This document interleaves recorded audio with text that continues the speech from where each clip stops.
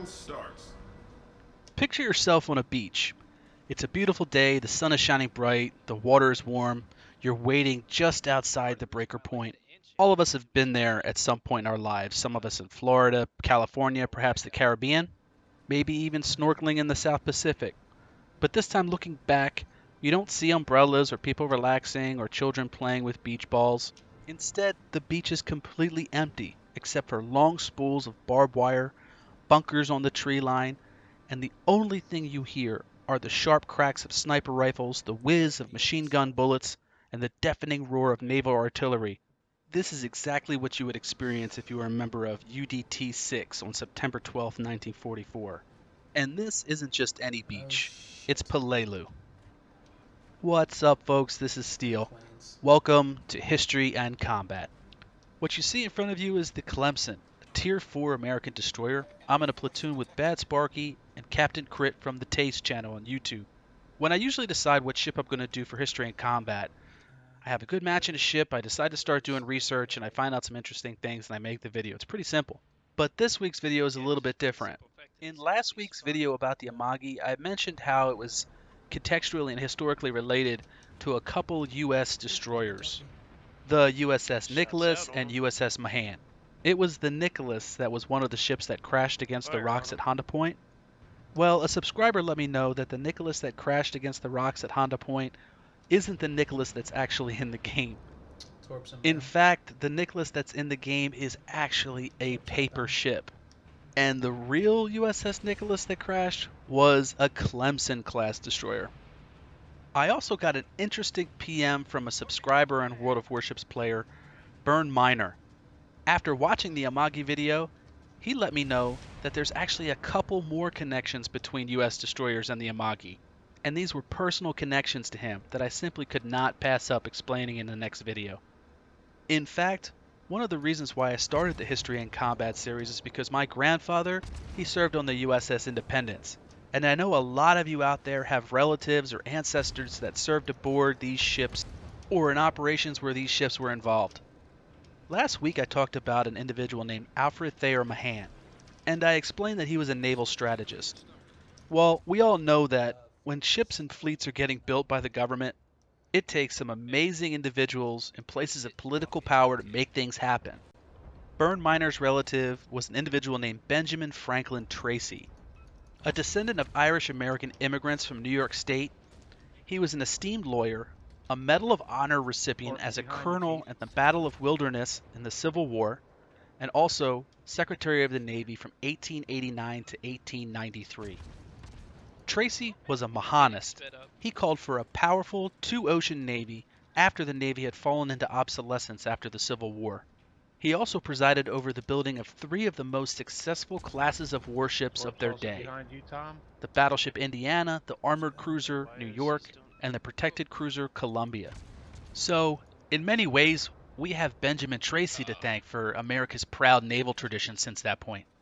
3 years after his death in 1915, the U.S. Navy honored Benjamin Tracy by naming a Clemson-class cruiser after him, the USS Tracy, one of the warships that actually sailed for Yokohama to provide relief after the Great Kanto earthquake of 1923.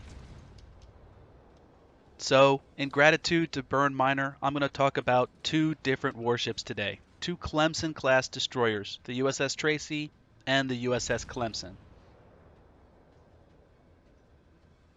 The Clemson as a class was one of the most numerous in history. 156 of these ships were built. They were actually a minor redesign from the Wix class, in which they added more fuel for a greater range.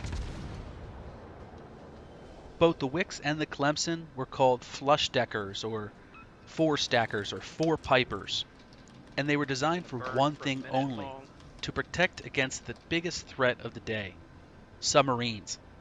Despite the numbers at which they were built, the Clemson was not actually a successful class of warship. They were slower than expected, they didn't have the range that they wanted. The design itself actually caused a lot of problems. It was a quote-unquote wet ship because of the bow design. And the V-shaped aft, well, that was good for deploying depth charges, but at speed, the ship would squat in the water, reducing rudder effectiveness. Last and definitely not least, the ship had a problem with heel and roll during maneuvers and at high seas. You try loading depth charges when the ship is rolling 40, sometimes 50 degrees side to side. It's not a stretch of the imagination to believe that the sailors did not like that very much. The USS Clemson was launched in 1918. By 1920, the class was deemed obsolete. But despite this, if you can believe it, actually a little over 100 were still kicking around by the time World War II started. Most, if not all of them by that time, are converted to the auxiliary role: anti-submarine, like I mentioned before, mine laying, mine sweeping, aircraft tender. A lot of the ships of the class were converted several times during the course of World War II, including the Clemson and the Tracy. Sure, it's not as sexy as being that frontline battle fleet destroyer, but damn if they weren't team players, that's for sure. During the attack on Pearl Harbor, some of the crew of the USS Tracy actually ran to other ships to man anti-aircraft guns because the Tracy didn't have any ammunition. After the Pearl Harbor attack, the USS Tracy went everywhere. It acted as an escort. It laid mines at the French frigate Shoals, Doma Reef, Cape Esperance, Bougainville. It acted as a mine disposal ship for a certain period of time, and also laid buoys off of Iwo Jima during that invasion. The USS Clemson, on the other hand, she also got to do some interesting stuff. During the first few years of the war, she acted as an aircraft tender for PBYs, from the Caribbean islands all the way down to the Galapagos Islands. And even though she was 23, 24 years old, the Clemson saw some combat. She was converted to the anti-submarine role on May 30th, 1943, and assigned to the Submarine Hunter Killer Group centered around the U.S. carrier Bogue. This small naval force gave the Germans fits in the Atlantic. It was one of the first battle groups that used integrated anti-submarine tactics of aerial recon using better radar, better sonar, to search for, locate, and destroy German U-boats. On December 13, 1943, the Clemson shared credit for the kill of U-boat U-172. But it wasn't just that simple. You see, at the time, sinking German U-boats was hard work. Even though they had aircraft to provide recon and locate the subs, if the submarines submerged and avoided the bombs and the strafing runs by the aircraft, the destroyers had to be sent in.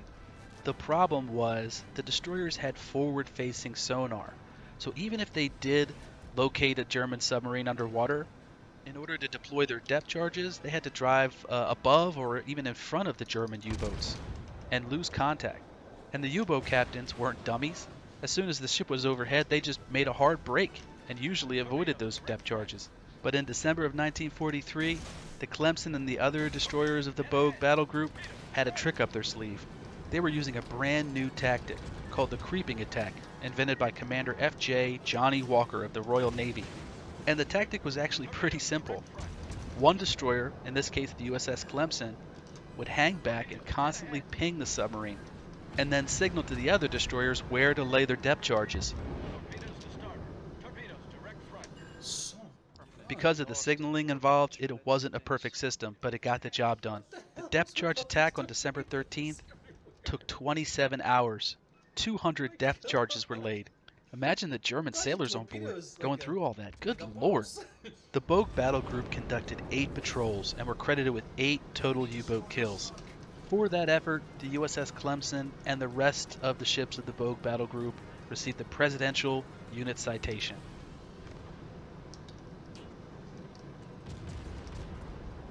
But World War II for the Clemson at that point was not over yet. After yet another conversion, the USS Clemson was involved in the deployment of one of the most interesting, vital, and historically significant combat groups in U.S. military history, the Navy's underwater demolition teams, otherwise known as Frogmen, and today, Navy SEALs. During World War I, amphibious assault operations had been amateurish and confusing affairs, the primary and most famous example being the Gallipoli campaign. So shortly after World War II started, the U.S. military set up a couple of specialized groups that focused on training for amphibious assaults. The first group was simply called Scouts and Raiders under the command of Lieutenant Commander Phil H. Bucklew, the father of naval special warfare. Their role was to recon the objective and basically guide and help direct all of the landing craft and troops as they came ashore. The second groups were called Naval Combat Demolitions Units under the command of Draper L. Kaufman, the father of naval combat demolition. It was actually Kaufman who invented Hell Week to quote-unquote separate the men from the boys. This group had one specific mission in mind, the European invasion, otherwise known as D-Day. The Navy needed demo units because it was a well-known fact that Fortress Europa was littered with Belgian gates and hedgehogs designed to tear open and block landing craft. If you can recall the opening scene of Saving Private Ryan, when there's that guy on the beach, it's like, you better blankety-blank, get your blankety-blank guys out of here, I gotta blow these obstacles. That guy was an NCDU, and he had spent weeks swimming the French coastline, doing recon and marking positions. Of 175 NCDUs deployed that day, 30 were killed and 60 were wounded. That's a 52% casualty rate. But it was proved that their role was absolutely vital and downright catastrophic if they weren't deployed. On November 20th, 1943, the United States was preparing to invade Tarawa in the South Pacific. On that day, they thought it was adequate to just use aerial recon to determine the coral reef depths. It was this and the failure to account for a neap tide, which is part of the lunar cycle where the tide is actually quite lower than it normally is. The coral reef prevented any landing craft without tracks from advancing. The delay allowed the Japanese to reman their machine gun posts after the naval bombardment and slaughter many of the Marines that were stranded. Many Marines also drowned. Something needed to be done for any future operations, and that's when the Navy started the UDTs, Underwater Demolitions Teams. The UDTs were an amalgamation of both the Scouts and Raiders group and the NCDUs, and they operated quite similarly to the previous groups in that they wore combat fatigues, helmets, plus their equipment. But if their job wasn't badass enough, a couple of UDTs at Kwajalein decided to make it even more badass. When their insertion boat got stuck on the reefs, they decided to strip out of their fatigues, out of their helmet, wearing just their swim trunks and a combat knife. They swam over the reef and discovered many more obstacles that they wouldn't otherwise have found. On that day, Ensign Lewis F. Lewers and Chief Petty Officer Bill Atkinson were the first frogmen. On May 24, 1944, UDT-6 embarked on a ship that was newly reconfigured for this purpose. Designated APD-31, the ship was a member of the Green Dragons, a fast transport, the USS Clemson. Together they would conduct 5 amphibious operations through the course of the war, including Pelelu, possibly saving thousands of lives. The USS Tracy received 7 battle stars during World War II, and the USS Clemson 9. And they proved to everyone that these 2 old 4-stackers could get the job done. Hey everybody, thanks for watching. Feel free to like or comment, and if you're interested in seeing more content in the future, subscribe. My live stream is currently on Twitch at the URL you can see right there. And if you're interested in even more World of Warships videos, I highly recommend The Taste. The link is down below. Thanks again.